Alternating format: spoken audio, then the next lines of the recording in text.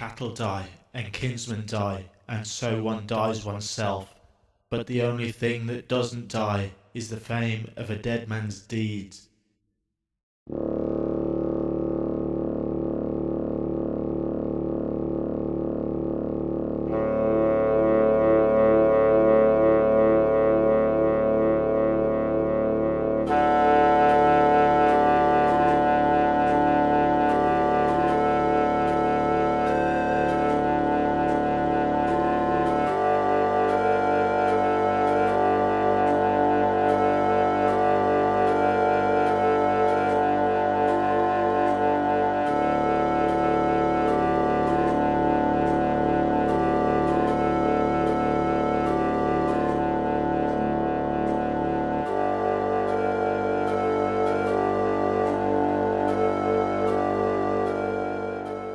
Like the winter sky in azure garbed and golden crowned,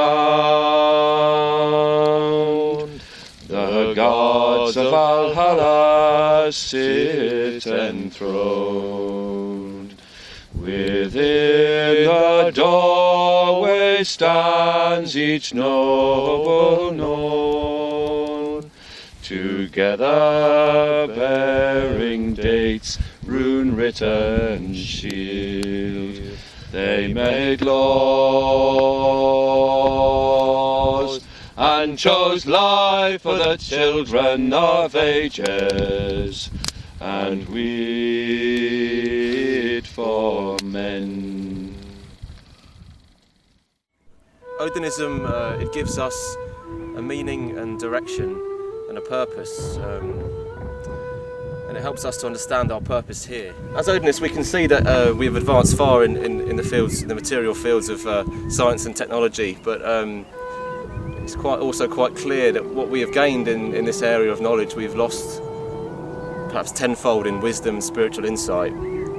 As Thoreau said, we've become the tools of our tools.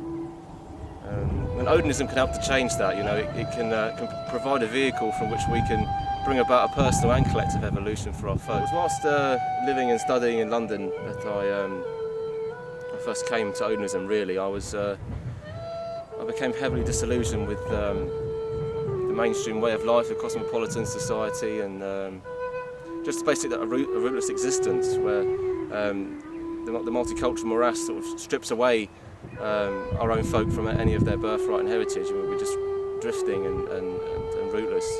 And so it was on reading the Norse myths really that I had a connection, and I became more interested in the ways of our ancestors.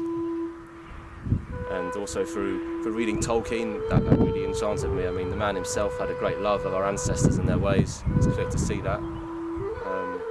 So after several months of reading and thinking, I came across the OR from the internet, and I contacted the Rite and asked if I could join. And I received a friendly email back from Azrad, and which was a surprise because I didn't expect such a personal greeting, really. And so that it's already history from there. The senior members have always been there and ready and willing to help with any questions, and always willing to give advice. And I often look at Odinism as a forest. You know, for the newcomer, it can be vast and daunting in a way. And what the Rite provides is, in its members, it will take you to the edge of this forest, and they will give you a map and direction, say, and they will teach you the way. But of course, you must walk that path. You must want to walk it. No one's going to carry you, and you must want to attain a higher awareness and to serve your folk. With no folk, there is no Odinism, because Odinism is it's the very essence of the Northern Indo-European people. You know, it is intrinsically bound to them, and so without this folk, without this people, there would be no Odinism. It's as simple as that. Blood is the only thing that can really do this. You know, it brings people together like nothing else. You know, physical characteristics, shared physical features, shared ancestors and shared ancestral memory. I mean, these things are value beyond words, and they bring our people together like nothing else. And so it is for this that the folkish person stands and believes that it will found a strong community, and it does it founds a strong community. We can see this. And the focused person also appreciates that it is not just about being proud of your heritage and your ancestry, your race and your blood. It is about justifying that pride. It is about making yourself worthy of it. Our ancestors have achieved great things, and it's easy for us to sit back and look at these things with wonder and become almost complacent in a way. Whereas we today must lift ourselves up to greatness. We must strive for greatness today. As the OR can only move forward and evolve if its members actively put themselves to the forefront of the organisation. If they bring their ideas to the table, if they've got ideas, they need to bring them forward to the CG and to the rest of the membership. It's very important that we do this because the members are